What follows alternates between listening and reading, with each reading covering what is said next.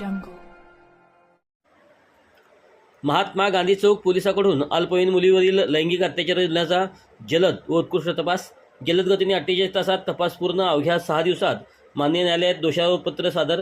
महात्मा गांधी चौक police ठाण्याकडून 5 वर्षीय अल्पवयीन मुलीच्या लैंगिक अत्याचार प्रकरणाचा अत्यंत उत्कृष्ट व जलद गतीने तपास करत अवघ्या 48 तासात तपास पूर्ण करून अवघ्या 6 दिवसात न्यायालयात दोषारोपपत्र दाखल करण्यात आले आहे. याबाबत अधिक माहिती अशी की मिरजेत 5 वर्षाची अल्पवयीन बालिका ही घरापासून थोड्या अंतरावर असलेल्या किराणा मालाच्या दुकानात खाऊ आणण्यासाठी एकटीच जात असताना यातील आरोपी नामे विजय अँथोनी कांबळे राणा रेल्वे पंढरपूर चाळ मिरज याने सदर बालिकेस गल्लीतील रोड कडेला बोलावून घेऊन तिला लाड करून खाऊ देण्याची बहाण्याने जवळ घेऊन तिचे लैंगिक शोषण केल्याबाबत महात्मा गांधी चौक पोलिसात अल्पवयीन मुलीच्या नातेवाईकाकडून फिर्याद दाखल करण्यात आली आहे.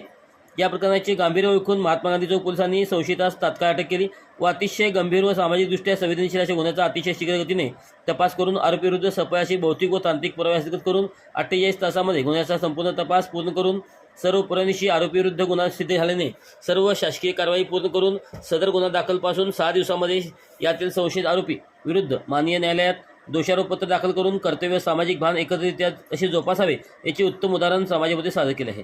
सदर गुन्ह्यातील आरोपीविरुद्ध शीघ्र गतीने न्यायालयातील कारवाई करण्याबाबत प्रयत्न केले जाणार आहेत.